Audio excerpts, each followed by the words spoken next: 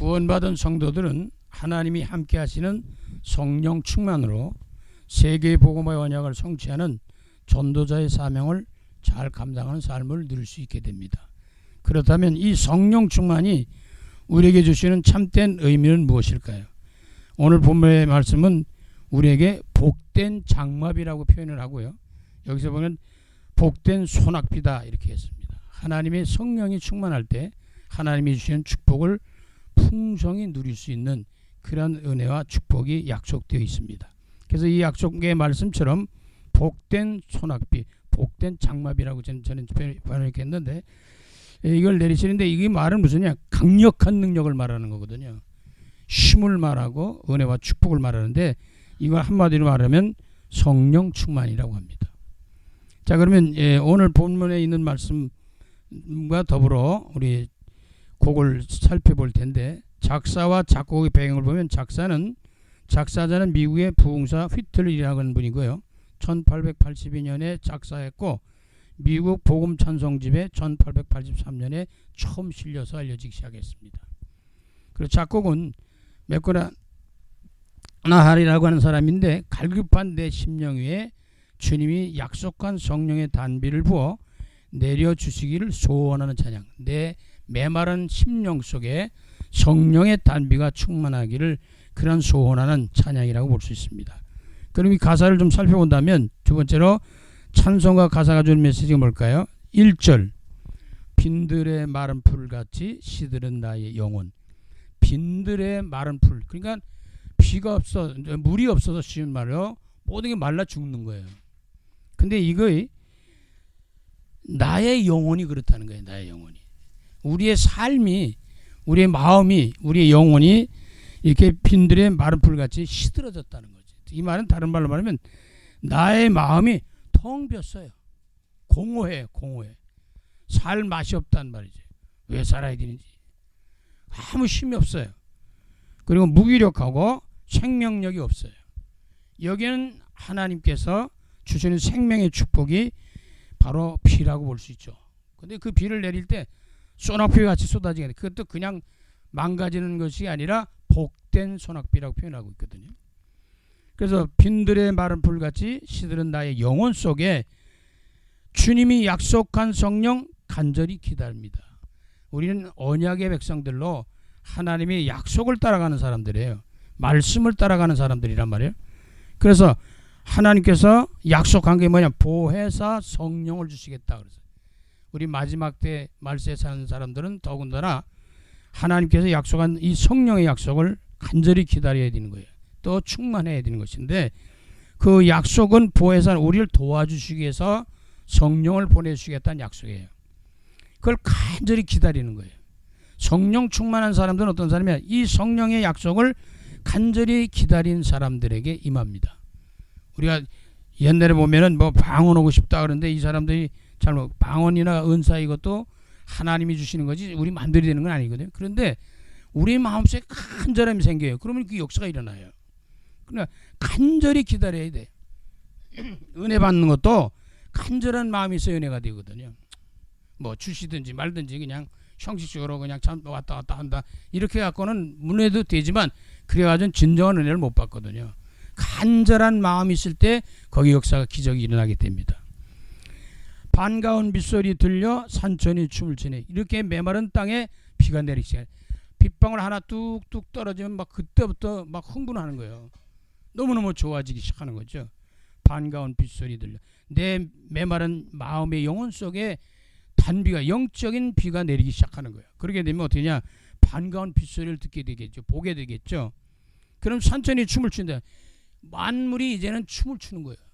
그리웠던, 기다렸던 비가 쏟아지니까요. 봄비로 내리는 성령 내게도 주옵소서. 이 작은 비 같지만 이것이 나중에는 엄청난 큰 힘을 발휘하게 됩니다. 그 힘은 생명력 있게 역사하게 됩니다. 봄비로 내리는 성령 내게도 주옵소서. 다른 사람도 주셔야 되죠. 다른 사람도 은혜 받아야 되죠. 다른 사람도 치료받아야 되죠. 다른 사람도 능력 있어야 되죠. 그러나 내가 능력 있어야 되잖아요. 내가 치유되어야 되잖아요. 내가 은혜 받아야 되잖아요. 내가 성령 충만해야 된다 그 말이죠. 3절 철 따라 우러를 내려. 이때부터는 어떠냐? 메마른 땅에 이제 철을 따라서 계속 비가 내리는 거예요. 생명력 있게 살아날 수 있도록 초목이 무성해지는 거죠. 그래 우리 삶이 풍요로운 삶이 된다는 거죠. 영육간에 다 포함돼서 그렇습니다. 갈급한 내 심령 위에 성령을 부으소서. 갈급한 심령이 될 때 은혜 된다고 말씀드렸어요. 갈급할 때 치유가 일어나요. 내가 오늘 주 예수 그리스도 이름으로 하나님 안에서 내가 치료받겠다 라고 하는 그 갈급함이 임하면 그런 마음을 가지면 치유가 일어납니다. 그러니까 많은 사람들이 치유받고 은혜 받는 사람들을 보면 전부 다 갈급함이 있어요. 간절함이 있단 말이에요. 갈급하다는 것은 간절하다고 하는 의미를 또 포함합니다. 성령을 부어주소서. 4절 보니까 참되신 사랑의 언약 어길 수 있사오리까. 하나님의 약속은 반드시 성취되거든요. 하나님의 말씀을 받고 언약을 붙고 기도하는 사람들에게는 반드시 성취가 되는데 이루어지는데 그게 물론 내가 원하는 시간표 때를 따라 되어지지만 하나님이 원하시는 시간표와 때를 따라서 반드시 참되신 사랑의 언약 어길 수 있사오랴? 어기지 않습니다. 반드시 이루어진다는 거죠. 오늘의 흡족한 은혜 주실 줄 믿습니다. 그러니까 흡족한 은혜를 받아야죠. 만족하게 우리가 받고 가죠. 조금 갈증이 해결되려면 어떻게 조금 마셔서는 안 되잖아요. 풍족하게 먹으면 갈증이 해소가 되는 겁니다. 그러니까 오늘의 흡족한 은혜 주실 줄 믿습니다. 믿음의 고백이 필요합니다. 믿는 거예요. 하나님이 좋으신 분이고 약속하신 분이고 그 약속하신 하나님 앞에 간절한 마음을 가지고 갈급한 심령으로 우리가 믿음으로 기도하고 우리가 하나님 앞에 나오면 반드시 이루어진다는 거죠. 네 믿음대로 될지어다. 믿음대로 되는 거예요. 불신앙 가지면 불신앙이 이루어진다니까요. 그러나 참 믿음을 가지면 하나님의 참된 응답을 누리게 됩니다. 후렴에 와서 계속 반복되는 것이지만 가물어 매바는 땅에 가물은 내 영혼 속에 단비를 내리시듯이 물방울 한 방울 떨어지는 게 얼마나 단지를 모르죠. 가물었을 때 이게 자꾸 뚝뚝뚝뚝 떨어지며 점점 많이 떨어지게 됩니다. 성령의 단비를 부어 새 생명 주옵소서. 결국은 성령이 부어주시는 쪽에는 뭐가 일어나냐? 생명이 살아나는 것이죠. 생명력이 있게 되니까 그 다음부터는 연약하고 부족하고 무능하고 힘없고 이런 인생들이 새로운 삶을 살게 됩니다. 그래서 우리는 새로운 피조물이다. 아멘. 그렇게 되길 원합니다. 소원 가지고 기도하는 그런 찬송가의 가사라고 볼 수 있습니다. 그럼 우리 시대에 살면서 저와 여러분들에게 전도자에게 주시는 메시지가 뭘까? 현장 살리고 전할 메시지가 있어야 되잖아요. 우리의 신앙생활과 주어진 사명을 잘 감당하면서 승리하는 길은 성령 충만으로 가능합니다. 우리가 신앙생활이 마음대로 하는 것 같지 그렇지 않아요. 성령이 역사하시는 거거든요. 우리 주어진 사명을 잘 감당하는 게 성령이 역사하시는 거거든요. 성령 충만한 속에서 모든 것이 다 이루어지게 됩니다. 인간은 영적인 존재예요. 왜 성령이 필요하고 왜 영이 필요하냐? 지난 시간에 말씀드린 주의 영이 함께하는 것이 왜 인간은 영적 존재이기 때문에 하나님의 영인 성령으로 충만해져야 된다 그 말이죠. 내 영혼 속에 하나님의 생명, 생기가 임했어요. 흙으로 지음받았죠. 우리가 인간이 거기에 생기를 넣어서 생명이 됐다. 하나님의 생명이 들어오니까 하나님의 영적 존재로 생명이 주어지게 됐습니다. 그래서 오직 성령 충만으로 가능한데 이 말은 다른 말로 말하면 하나님이 나와 우리와 함께 하는데 뭘로? 성령으로. 임마누엘 나와 함께 하신 하나님 성령 충만 임마누엘 우리와 함께 하시는 성령 충만이면 모든 것이 다 포함되니까요. 성삼위 하나님이 함께 하시는 것이고 보좌의 능력을 누리는 것이 성령 충만입니다. 자, 그럼 이 성령 충만에 대한 참 의미를 살펴본다면 어떻게 성령이 역사하시고 어떻게 충만하게 될 것이냐. 우리가 처음에는 성령이 내주하셔서 충만하게. 이 성령이 내주 우리 마음 성전 삼고 들어오신단 말이에요. 언제? 성령이 언제 임하느냐? 하나님은 우리의 마음에 성전 삼고 성령이 우리 안에 들어오시는데 언제 들으시냐? 예수 그리스도를 구주로 믿고 영접하고 구원받을 때, 그때 성령이 내주합니다. 그래서 우리가 요한복음 1장 12절에 영접하는 자 곧 그 이름 믿는 자에게는 하나님의 자녀가 되는 권세를 줬다. 두 가지가 주어져요. 성령이 내주하면서 그 예수 그리스도를 믿는 순간에 우리는 구원받아서 마귀의 자녀가 하나님의 자녀로 바뀌어요. 신분이 바뀐단 말이에요. 신분이. 이제 하나님의 자녀가 되면서 이제는 세상 권세가 아니라 하늘의 권세를 받게 됩니다. 그래서 우리는 영적 존재로 영적인 삶을 누리는 권세를 누리게 되죠. 그 권세가 오늘 이 본문 속에서는 복된 소낙비로 장마비로 쏟아지게 하시겠다는 거죠. 성령 충만을 그렇게 표현도 합니다. 그래서 신분과 권세를 누리게 되죠. 하나님의 자녀가 되어서 하나님이 예배하고 준비한 모든 축복을 누리면서 세상을 정복해 나가는 전도자로서 살아갈 수 있는 권세를 주셨다는 거예요. 이미 우리에게는 권세를 주셨어요. 권능을 주셨어요. 능력을 주셨어요. 그래서 우리는 그 언약의 말씀을 붙들고 기도하며 주어진 사명과 삶을 누리면 됩니다. 그러면 이 권세를 주셨다고 하는 이 신분이 바뀌었다는 건 뭐냐? 하나님의 자녀로 영적 변화가 일어났다는 거죠. 새로운 피조물이 됐어요. 육은 죽고 영이 살아난 거예요. 나는 죽고 그리스도가 살아난 거예요.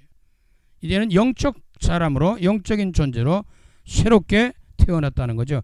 그래서 제일 중요한 이 구원받은 백성들 가운데 행해지는 행위가 있고 나타나는 표적이 있다면 그게 뭐냐면 하나님을 믿고 섬기는 거죠.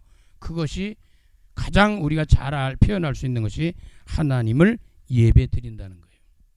하나님은 영과 진리로 예배 드리는 자를 찾으신다. 그래서 구원받았다는 사람은요 예배를 드려요.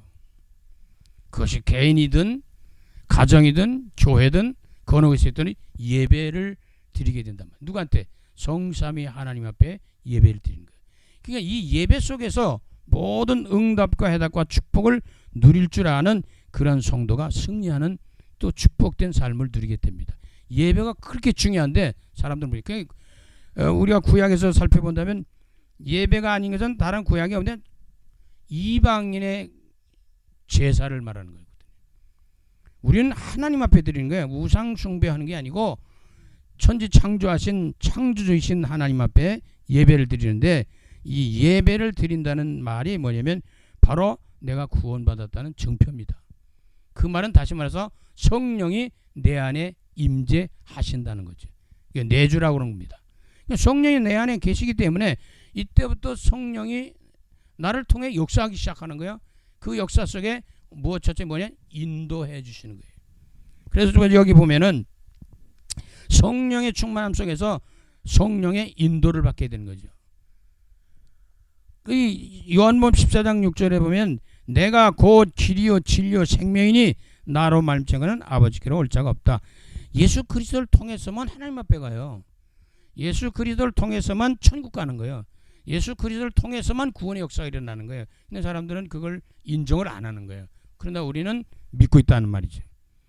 그래서 성령 충만한 속에서 성령이 내주하고 인도하는 이 축복을 누리게 되면 우리는 진짜 길을 가는 거예요. 진짜 참된 삶을 누리는 거예요. 그게 뭐냐? 사는 길로 가는 겁니다. 생명의 길, 천국의 길, 영원한 길로 가는 거죠. 내가 곧 길이요 진리요 생명이라고 하는 이 길로 인도를 받게 됩니다. 그러면 이 성령이 함께 하심으로 인도받는데 이 인도받는 가운데 우리가 할 일이 있다면 우린 기도밖에 없어요. 그냥 기도하면 되는 거예요. 모든 것을 기도의 제목으로 삼고 기도하라는 겁니다. 너희가 지금까지는 기도 안 했지만 이제부터 내 이름으로 기도해보라. 그러면 하나님이 응답해 주시겠다고 약속하고 있습니다. 그러니까 우리가 기도 생활을 잘하는 사람들은 승리할 수밖에 없어요. 초대교인들은 이 언약을 붙잡고 기도했어요. 열흘 동안 마음을 같이하여 전혀 기도에 심썼더니 사도행전 2장에 오순절 날에 성령 충만을 체험하게 됩니다. 그래서 오순절 성령 충만으로 우리는 인도받게 되는 거죠. 그것을 인도받는 사람들은 항상 내 뜻대로 되는 것이 아니라 하나님의 뜻대로 되기를 원하면서 뭐예요? 기도하게 됩니다. 하나님께 다 맡기고 인도를 받는 거죠. 내 뜻대로 마옵시고 아버지 원대로 되기를 원합니다. 이게 기도의 진짜 참 기도입니다. 예수님이 그렇게 기도하셨거든요. 아버지 내 뜻대로 마옵시고 아버지 원대로 되기를 원합니다. 십자가에 달린 고통이 얼마나 고통스럽겠어요. 그거 피할 수가 있다면 피했으면 좋겠는데, 그러나 하나님의 계획은 그걸 통해서 인류를 구원할 그러한 계획과 뜻을 가지고 계시기 때문에 거기에 순응하고 순종하는 겁니다. 그래서 아버지 내 마음대로 하지 마시고 아버지 원대로 그냥 진행하세요, 이 말입니다. 우리도 이 세상 살아가면서 내 뜻대로 마옵시고 아버지 원대로 되길 원합니다. 내 뜻대로 해달라고 하면 짜증나요. 힘들어요. 그럼 불평해요. 원망해요. 그럼 자꾸 힘이 더 들어요. 그럼 아버지 뜻대로 하세요. 다 맡기겠습니다. 죽든지 살든지 흥하든지 쇠하든지 그냥 맡길 테니까 하나님 뜻대로 해주세요. 그리고 기도하면서 인도를 잘 받으면 승리하는 길로 이끌어 주시게 됩니다. 그래서 우리가 기도로 응답 받음으로 인도받게 되죠. 그럼 이런 가운데 성령이 내주하시고 인도하시는데 어떻게 인도하시냐? 역사를 하셔요. 그분이 내 안에서 살아계셔가지고. 그래서 성령 충만 속에 성령의 역사인데 사도행전 1장 8절에 오직 성령이 너에게 임하시면 너희가 권능을 받고 예루살렘과 온 유대와 사마리아 땅끝까지 이르러 내 증인이 되리라. 이때부터 살아계신 하나님의 증인이 되는 거예요. 정말로 그리스도의 증인 되는 거예요. 하나님의 살아계신 것을 나타내는 사람들이 우리 구원받은 백성들이거든요. 예수가 그리스도인 것을 증거하는 사람들이 우리가 구원받은 백성들이거든요. 이 사람들이 그 일을 감당할 때 어떠냐? 성령 충만하니까 이 일이 진행되는 거예요. 우리가 모든 것이 다 그렇지만 전도나 또 주어진 사명은 사실 성령께서 하셔야 되거든요. 그러면 오직 성령의 권능으로 땅끝까지 증인되는 약속이 이루어집니다. 그래서 초대교인들은 사도행전 5장 42절에 성령의 권능으로 예수가 그리스도라고 하는 증인으로서 살아갑니다. 그게 잘 유명한 말씀 아니에요? 성전에 있든지 집에 있든지 예수가 그리스도다라고 하는 것을 가르치고 전하기를 쉬지를 안 했다. 이게 핵심 메시지예요. 이걸 모르면 안 되는 거예요. 예수가 그리스도는 사실 모르면 안 되거든요. 다른 거 믿는 게 아니라 그리스도이신 예수를 믿는 거거든요. 그러면 이 여기까지 말씀드린 것을 다른 말로 말하면 성령의 역사인데 하나님의 능력을 말하는 거거든요. 근데 영적 세계의 능력을 의미합니다. 그러나 우리가 살아가다 보면 전도하다 보면 어떻게 되냐? 사람들이 하나님을 보는 게 아니에요. 하나님을 먼저 믿고 보는 게 아니에요. 뭘 봐요? 신앙생활하는 성도들을 먼저 본단 말이죠. 전도하는 전도자들을 먼저 본단 말이죠. 사람들은 교회를 먼저 봅니다. 그러다 보니까 자꾸 우리 인간은 완전하지 않은데 완전하지 않는 인간을 보다 보니까 거기 낙심할 수밖에 없는 상황들이 너무 많이 벌어지거든요. 그럼에도 불구하고 우리가 전도할 때 일단 하나님의 성령의 역사 속에 일어나지만 우리가 변화를 받아야 돼요. 구원받은 백성들이 구원받은 증표 중에 하나가 성삼위 하나님이 함께하는 중에 능력으로 함께하는데 내가 변한다는 게 바꿔지는 게 새로워지는 거예요. 그래야 사람들이 저 사람 진짜 깡패 같은 사람이 하나님 믿더니 달라졌네. 술주정뱅이가 예수 믿고 교회 다니니 달라졌네. 이게 변화가 일어나는 걸 보고 그 사람들이 하나님을 찾아 나오게 되는 겁니다. 아, 하나님이 진짜 살아계신 것 같다. 또 살아계시구나. 저 사람 보니까 살아계시구나. 저 사람 보니까 교회 다녀야 되겠구나. 저 사람 보니까 예수 믿. 이렇게 변화가 일어나야 됩니다. 그래야 진정한 구원받은 백성들의 참 모습이라고 볼 수 있는데 그 가운데 성령 충만으로 맺는 열매가 있어요. 갈라디아 5장 22절로 23절에 성령의 9가지 열매를 맺게 합니다. 왜? 증인의 삶을 누리기 위해서. 이미 그 성령의 권능은 충만은 눈에 안 보이는 영이 임했기 때문에 이미 하나님의 능력은 임했어요. 근데 그것이 제대로 발휘되려면 구원받은 백성들이 성도들이 교회가 변화가 일어나야 된단 말이에요. 그래야 사람들이 그 사람들은 사람을 보고 자꾸 믿으려고 그러거든요. 그래서 실망하고 교회 떠나는 사람 많습니다. 안 믿는 사람 많아요. 나 아무개 때문에 못 믿겠어. 안 믿겠어. 근데 그거는 잘하는 건 아니에요. 인간을 보고 믿으면 실망할 게 많거든요. 왜? 인간은 완전하지 않기 때문에. 우리는 완전하신 전능하신 하나님을 보고 가는 거거든요. 근데 그게 어쨌든 우리가 육신으로 살기 때문에 우선순위가 먼저 뭐냐? 눈에 보이는 거기 때문에 그렇습니다. 그렇기 때문에 우리가 변화를 가져와야 되는 겁니다. 이것을 우리가 믿음으로 사람들이 나오면 되는데 믿지 않는데 누굴 보고 자꾸 믿으려고 그러냐? 내 주위에 있는 믿는 자들을 보고 자꾸 믿으려고 그래요. 그게 틀린 건 아닌데 사실은 온전하지 않거든요. 왜? 우리 인간이 온전하지 않기 때문에. 구원받은 백성들이라고 해서 온전한 게 아니에요. 하루아침에 천사가 되고 하루아침에 뭐 진짜 이상한 사람으로 새롭게 뭐 되는 게 아니에요. 그러다 보니까 우리 믿는 사람들을 자꾸 쳐다보게 됩니다. 그래서 성령 충만한 속에서 맺어진 열매 가운데 9가지입니다. 그것이 관계 형성이에요. 관계 회복입니다. 그게 뭐냐면 첫째로 하나님에 대한 열매, 하나님의 관계가 회복돼야 돼요. 제일 우선순위가 저와 이러면 영적인 사람들이기 때문에, 신앙인들이기 때문에 하나님의 관계가 자꾸 회복이 돼야 돼요. 온전하게. 그래야 제대로 하나님의 뜻이 나타나고 실현되게 됩니다. 그 하나님에 대한 관계는 사랑입니다.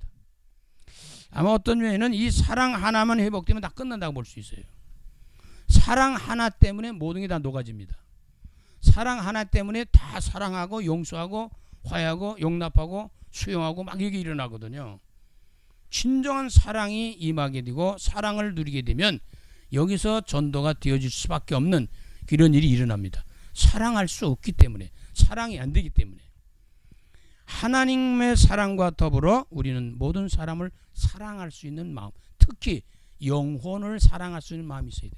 그 사람의 거칠애를 보고 자꾸 이러면요 사랑할 마음이 없어요. 그런데 영혼이 중요하다는 것을 깨달은 사람이 그 사람을 사랑할 때 진정한 사랑이 일어나기 시작합니다.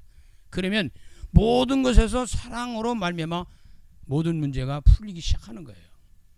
그런데 거기에서 사랑하게 되면 뭐가냐? 자기 자신이 먼저 기뻐져요. 막 즐거워져요.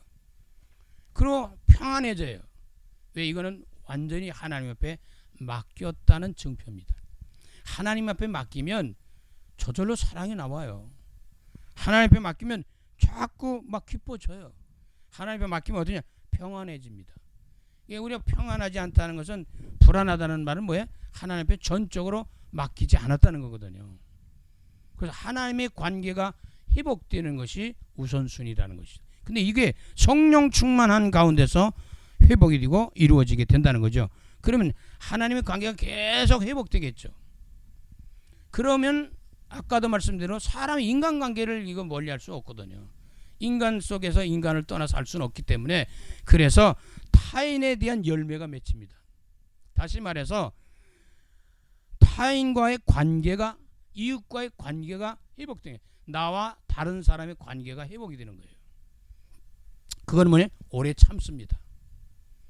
저거 그냥 이렇게 하던 것도 주여 불쌍히 없어서 그거 참아요.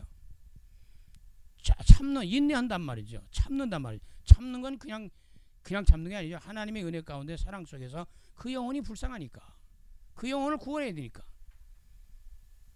평생 살아가면서 부부지간에도 미운 사람이 얼마나 많아요. 원수가 얼마나 많습니까? 근데 하나님은 둘이 왜 짝을 져서 만나게 했느냐? 그 서로를 구원하라고 하는 거예요. 서로를 도우라는 거예요.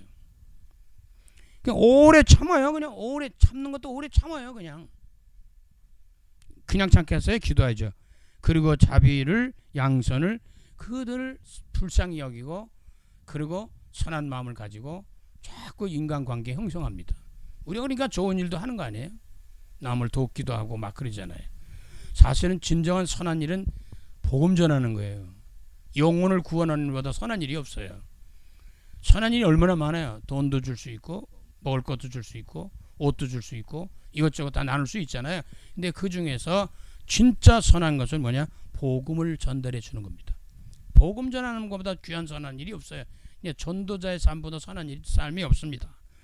타인과의 관계가 자꾸 이 관계가 회복되고 자꾸 이제 관계가 형성되는데, 이제는 신뢰할 수 있는 마음으로 자꾸 가게 되잖아요.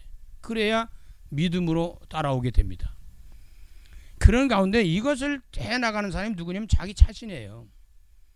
내 자신이 회복되지 않고 내 자신 관계가 열매로 맺어 나가지 않으면 이게 어려워요. 내가 안 되니까 모든 게 안 돼버리는 거예요. 그 가운데서는 우리가 하나님을 향하거나 모든 사람들 향해서 생각해야 될 것은, 특히 우리가 하나님 앞에 신앙생활하는 사람들은 맡은 바 구할 건 충성밖에 없어요. 하나님의 말씀을 우리 이루어가는 그 과정 속에서 하나님 앞에 충성하는 것밖에 없어요. 하나님 앞에 전적으로 맡기고, 그 다음에 온유한 마음을 가져야 돼요. 따뜻하고 포근하고 이게 순종하는 마음을 말하거든요. 하나님 앞에 순종하고. 그래야 다른 사람들도 그걸 따라오게 됩니다. 그리고 결국 뭐예요? 자꾸 절제해야죠. 하고 싶은 대로 막 할 수가 없잖아요. 이러한 가운데 자신과의 관계가 회복되는 이런 일을 통해서 우리가 성령 내주 인도 역사 속에 복음의 증인으로 전도자로 승리하는 삶을 누리게 됩니다. 저와 여러분이 성령 강림절이라는 말은 성령 충만을 의미하는 거거든요. 그래서 성령 충만을 어떤 것이냐? 성령 충만에 의해서는 성령이 내주하는 데부터 시작이 돼요. 그 내주는 예수 그리스도를 믿고 구원받는 데부터 시작이 됩니다. 그런 구원받은 사람들의 성령이 내주해서 그 다음부터 성령이 인도하셔요. 어디로요? 천국 가는 그날까지 저 천성을 향해 인도해 주신단 말이에요. 근데 그 인도하시면서 역사를 하시거든요. 그 역사는 뭐냐? 구원사를 이루어가는 사명자로 살아갈 수 있도록 하나님이 역사합니다. 그래서 저와 여러분 때문에, 교회 때문에, 믿는 자들 때문에 많은 사람들이 예수를 믿고 구원받고 하나님의 나라가 확장되어 나갑니다. 이것이 결국은 성령 충만 속에 있는데, 성령 충만 속에 두 가지 유념해야 될 것은 뭐냐면, 하나님의 영이, 권세가, 능력이 우리에게 이미 주어지고 주신다는 것이고요. 그러나 하나님의 영이 눈에 안 보이기 때문에 사람들은 자꾸 우리를 본단 말이에요. 인간을 본단 말이죠. 그래서 우리가 변화가 일어나야 돼요. 새로운 사람으로 살아가야 되는데, 그 변화 속에서 하나님의 관계가 회복되어야 됩니다. 그리고 이웃과의 관계, 아내와 남편의 관계, 이런 것들이 회복이 되잖아요. 그리고 우리는 뭐냐면 자기 자신이 온전해지기 시작을 해야 됩니다. 그래야 우리가 참된 전도자로 사명을 감당하며 승리할 수 있게 됩니다. 저와 여러분이 하나님의 형상과 모양대로 지음받은 저와 여러분의 가장 중요한 축복이 뭐냐? 영이 함께하는 건데, 성령 충만으로 내주 인도 역사 속에 주어진 사명을 감당하며 주어진 삶을 누리는 것입니다. 성령 충만으로 주 안에서 승리하시기를 간절히 주 이름으로 축원합니다. 살아계신 주님, 성령의 충만함 속에서 하나님의 나라를 이뤄가는 전도자로 승리할 수 있도록 은혜를 베풀어 주실 줄 믿습니다. 성령의 충만함의 역사 속에서는 성령이 내주 인도 역사하기 시작합니다. 성령의 권능으로 충만케 하시고, 그리고 성령의 열매 가운데 하나님 관계, 인간의 관계, 자신의 관계가 회복되면서 열매를 맺어가면서 많은 생명을 살리는 참된 전도자로 승리할 수 있도록 늘 성령 충만으로 인도하여 주시옵소서. 예수 그리스도 이름으로 감사하며 축복하며 기도드립니다. 아멘.